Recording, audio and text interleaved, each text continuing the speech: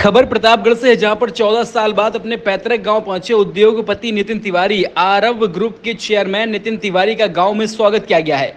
भोलेनाथ के भक्त नितिन तिवारी गांव में बनवाएंगे भव्य मंदिर।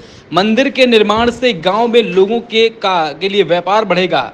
शिक्षा, स्वास्थ्य व सड़क के साथ गांव में रोजगार बढ़ाने का प्रयास किया जाएगा। गांव समाज व जरूरतमंदों के लिए हर संभव मदद करने का प्रयास करेंगे। विदेश विदेश में फैला है कारोबार, गांव की मिट्टी की खुशबू खींच के लाई है। पूर्व विधायक संतोष पांडे ने कहा कि इनके आने से गांव में तरक्की होगी। सौराई गांव में मंदिर के निर्माण से गांव की ताकत बढ़ेगी, खुशहाली बढ़ेगी। आसपास आसपुर, देवसरा के सैफाबाद, सौराई गांव के रहने वाले बिजनेसमैन नितिन तिवारी हैं। मोतीलाल तिवारी, शेष नारायण तिवारी, राजाराम तिवारी, अतुल शुक्ला, विमलेश मिश्रा मौजूद रहे। गांव को लेके देखिए, ये मैं गांव नहीं मानता इसको, ये एक परिवार है पूरा मेरा।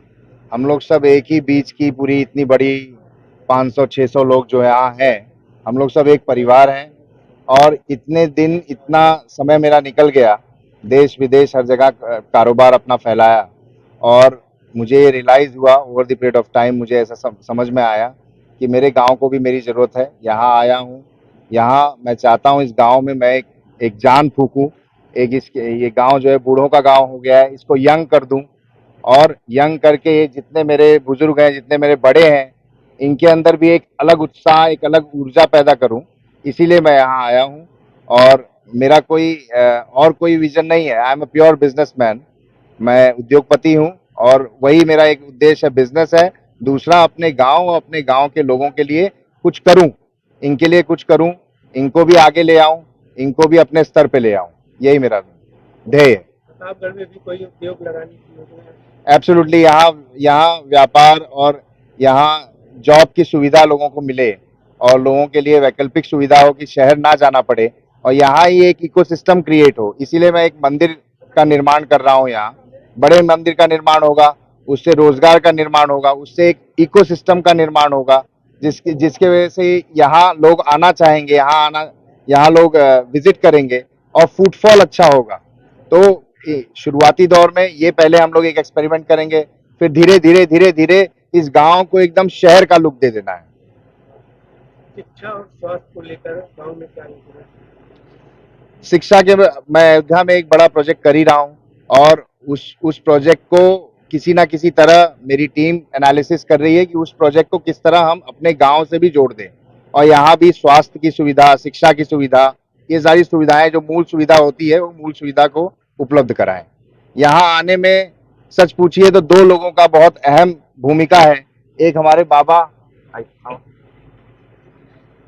बाबा जो अक्सर करके मुझे प्रेरणा देते रहे कि आपको वहां आना चाहिए, कुछ करना चाहिए। और दूसरा, मेरे मूलभूत सुविधा जो शिक्षा है, और जो स्वास्थ्य को लेकर अस्पताल सुविधा उसकी होनी चाहिए, शिक्षा की सुविधा होनी चाहिए, अच्छी सड़कें होनी चाहिए। अभी हम लोग आए, बहुत स्ट्रगल किए, ये नहर जो है ठीक नहीं है, इसको चौड़ी होनी चाहिए, और यहाँ आने जाने की सुविधा अच्छी होनी चाहिए। Over the period of time यहाँ कोई स्ट्रीट लाइट मैंने नहीं देखी पूरे नहर पे, तो स्ट्रीट लाइट की सुविधा हो और लोगों को उजाला मिले, उसकी भी मैं धीरे धीरे ये सारे काम जो है मेरी योजना के जरिए मैं यहाँ अपने CSR फंड के जरिए, हमारी कंपनी की जो CSR है, कॉर्पोरेट सोशल रिस्पॉन्सिबिलिटी है, वो कंपनी के फंड्स को यहाँ डाल के अपने गांव को शहर बना देना है। शहर जैसी सुविधा बट गांव जैसा माहौल। देखिए, हमारे छोटे भाई हैं नितिन तिवारी जी। हम लोग का परिचय तो मुंबई में हुआ, और जब प्रगाढ़ता हुई हम लोगों की, जो स्नेह बढ़ा, तो मुझे लगा कि ये गांव के प्रति, समाज के प्रति अपनी जिम्मेदारी को समझते हैं। और चर्चा के दौरान ये बात आई कि नहीं, गांव में जरूर जुड़े रहना चाहिए, गांव के लिए, गांव के हित के लिए कुछ ना कुछ करते रहना चाहिए। और मुझे आज बड़ी खुशी है कि इन्होंने हम लोगों की बात मानी, आदरणीय बाबा जी की बात मानी। मुझे लगता है कि अपने समाज में जो लोग बाहर जाके बड़ा बड़ा कीर्तिमान स्थापित किए, जैसे व्यवसायी जगत में इनका बड़ा नाम है, उसमें इनको कुछ बताना नहीं है, ये बड़ा अच्छा काम कर रहे हैं। और अभी मैं मानता हूं कि इनका माइलस्टोन बाकी है, भी बहुत आगे जाना है इन्हें। बट मैं मानता हूं कि अपने रूट को आदमी को नहीं छोड़ना चाहिए जहाँ से आपकी उत्पत्ति है। तो मुझे आज खुशी है कि अपने गांव के प्रति इनका जो मन है, जो सोच है, इतने जागरूक हैं ये। मुझे लगता है कि आज ये जो बीज डालने यहाँ आए हैं, बाबूजी का आशीर्वाद है कि इस गांव के लिए जरूर ये कुछ करेंगे, समाज के लिए करेंगे। और मेरा मानना यही है कि जो अच्छे लोग हैं, स्थापित लोग हैं, उन्हें जरूर कहीं भी हो अपने गांव के लिए, अपने बुजुर्गों के लिए, अपने नौजवानों के लिए जो वो कर सकते हैं वो बेहतर करें। और मुझे ऐसा भरोसा है कि इनके आने से गांव आगे बढ़ेगा, खुशहाली आएगी, तरक्की आएगी, यहाँ के बुजुर्गों में खुशी होगी, नौजवान प्रसन्न होगा, तो हमारा समाज खुश होगा। मैं इन्हें बहुत बधाई देता हूँ कि इन्होंने अपने बड़ों की बात मानी। अमूमन चर्चा तो होती है लोग लेकिन मानते नहीं है, बट इन्होंने माना, तो इस बात की मुझे खुशी है।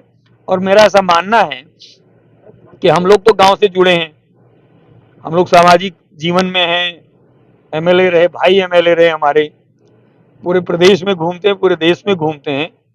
पर खुशी बहुत आती है तब जब मैं गांव में रहता हूँ, गांव में समय बिताता हूँ, क्योंकि अभी भी गांव में संस्कार बचा है, कल्चर बचा है, लोग एक दूसरे के प्रति अच्छा भाव रखते हैं और वो अलग खुशी देता है। तो मैं आज स्वयं भी बहुत प्रसन्न हूँ अपने गांव में, अपने परिवार में, अपने लोगों के बीच में आके।